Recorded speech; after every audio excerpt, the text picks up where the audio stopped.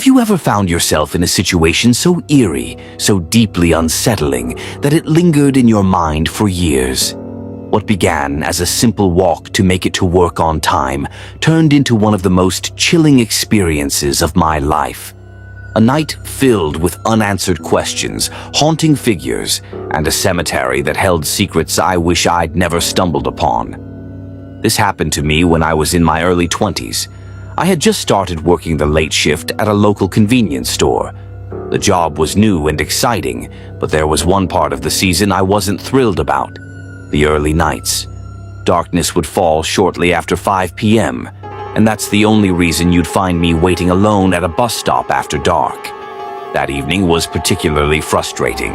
The buses were delayed, and I hadn't seen a single one pass by for over 30 minutes. My anxiety was growing because my shift was approaching, and the last thing I wanted was to be late in my first week on the job. I was determined to make a good impression, so I had gotten into the habit of arriving early. But that night, fate seemed determined to test me. As I stood there in the cold, waiting, my parents' warnings echoed in my mind. They had always told me to take the most direct route to work and avoid the local cemetery at night. The ghost stories that circulated around town were well known, but honestly, being late to work scared me more than any supernatural tale. So I made a decision. I'd walk to the next bus stop to try and make up for lost time. It felt good to move, even in the cold. After about 10 minutes, I arrived at the next stop. To my surprise, it was much closer than I thought, but the area seemed unusually remote, with no houses or buildings nearby. It felt like an odd place for a bus stop. I stood there for a while, shivering as the cold set in. When I checked my phone for the time, I realized I was in a dead zone. No reception, no way to contact my boss. Frustrated, I decided to keep walking. It didn't feel like things could get any worse at that point, and I hoped the next bus stop would be within reach. As I continued down the road, the surroundings grew more desolate. I couldn't shake the feeling that I was walking into an area that felt wrong. After some time, I noticed lights up ahead. For a brief moment, relief washed over me. I thought I had reached another bus stop, but as I got closer, I realized the lights were coming from a white van parked in the middle of the road.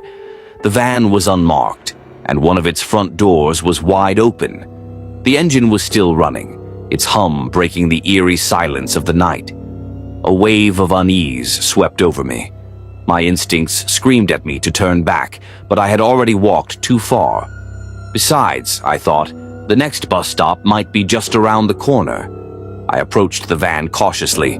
The fumes from the exhaust made me quicken my pace. As I passed the front of the vehicle, I noticed something that made my stomach drop. The driver's seat was empty. Whoever had been driving the van had abandoned it. But why? And more unsettlingly, where had they gone? Then I realized exactly where I was. The van was parked right in front of the cemetery gates. The sight of the large, ornate gate sent chills down my spine. I felt a mix of fear and morbid curiosity as I stood there debating what to do. Finally, common sense prevailed. I decided to keep moving toward the next bus stop, ignoring the growing sense of dread gnawing at me. But as I turned to leave, a piercing scream shattered the silence. It was the sound of a girl, a child, coming from inside the cemetery. Without thinking, I rushed to the gate and slipped through a narrow opening. My heart pounded as I scanned the rows of tombstones stretching out before me, their shadows flickering under the dim moonlight. The scream hadn't repeated, so I moved cautiously, following the path deeper into the cemetery. I tried to stay quiet, listening for any sound that might guide me to the girl.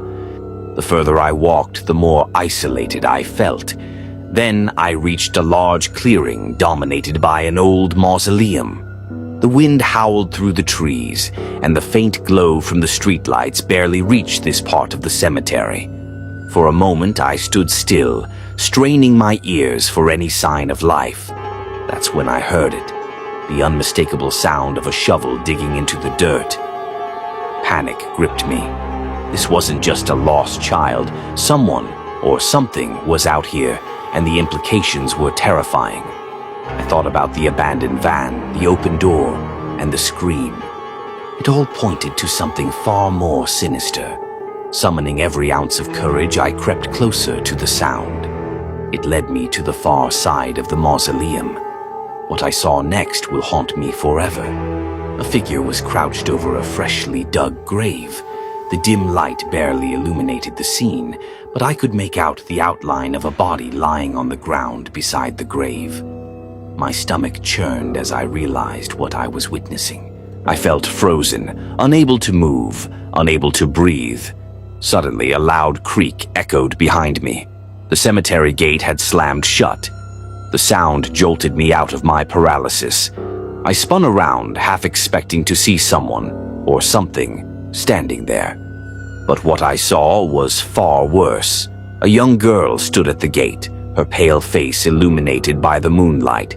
Her expression was blank, almost lifeless. Then I noticed she wasn't alone. Behind her, shadowy figures emerged, their forms blending with the darkness of the cemetery. Fear overtook me. I ran as fast as I could, stumbling over uneven ground, desperate to get out.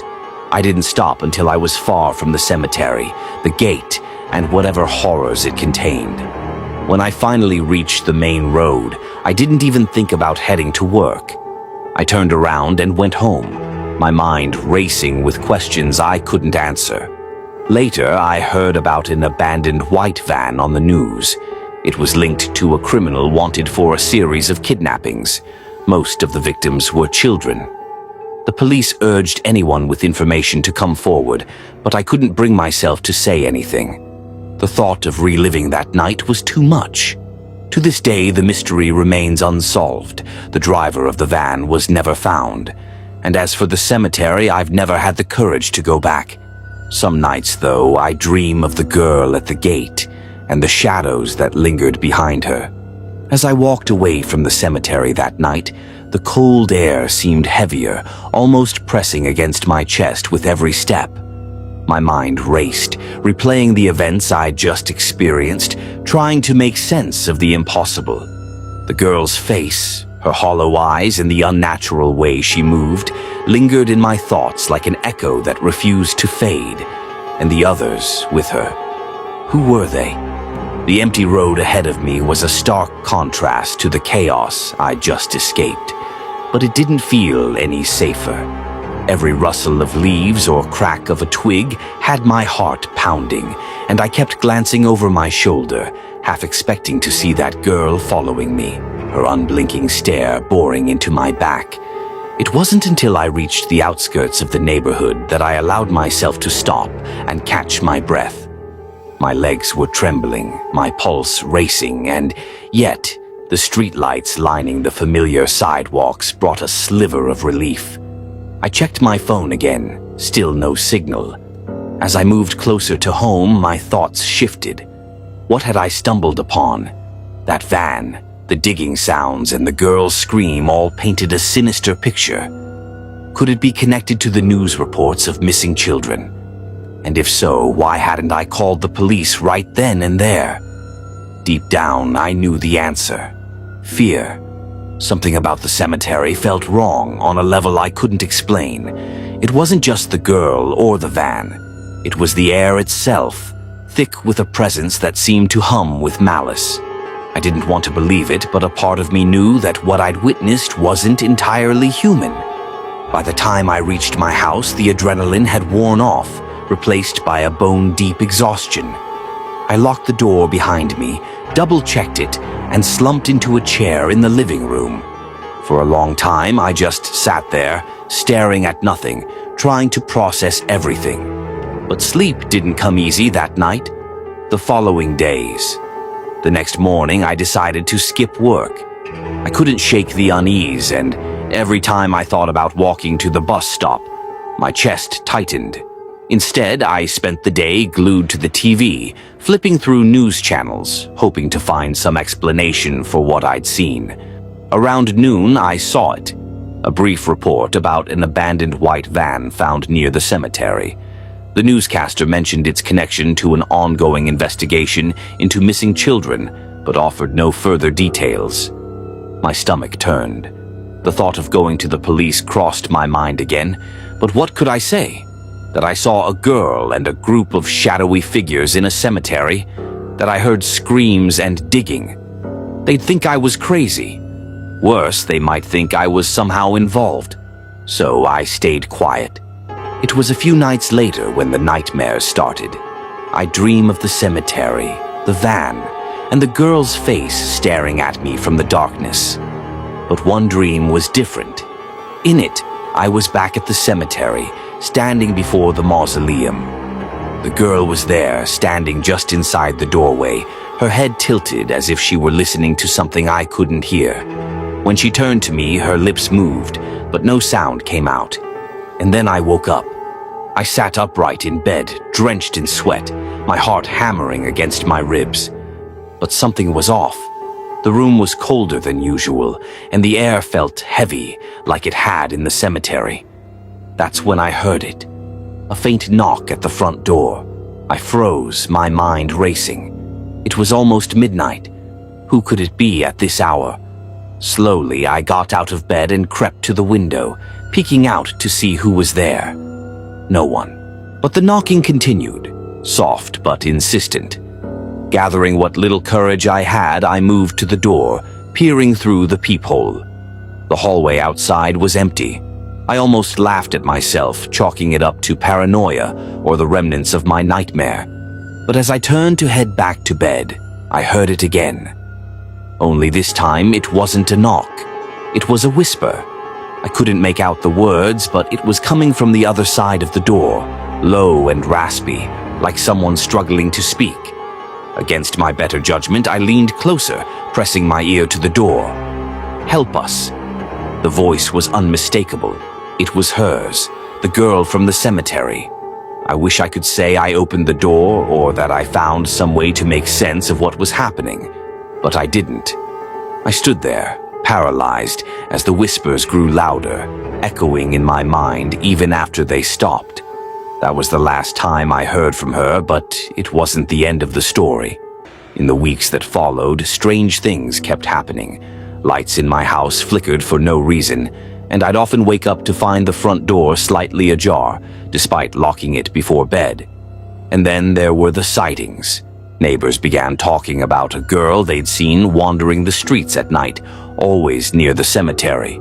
Some even claimed to have heard screams, though no one ever found the source. I knew better than to ignore the signs, but I couldn't bring myself to go back. Whatever happened that night was beyond my understanding, and the more I thought about it, the more I realized I might never have the answers I was looking for. But one thing was clear. The cemetery wasn't just a resting place for the dead. It was something else entirely. If you've made it this far, let me leave you with this. Some places hold secrets we're not meant to uncover, and some mysteries are better left unsolved. What would you have done in my shoes? Would you have gone to the police, or would you have tried to forget? Let me know in the comments below. Before you go, make sure to like this video and subscribe for more chilling tales. We're aiming for 50,000 subscribers, and with your help, we can reach that milestone. Don't forget to turn on the notification bell so you never miss a story that will keep you up at night. Until next time, stay safe, stay curious, and remember, not all ghosts are dead.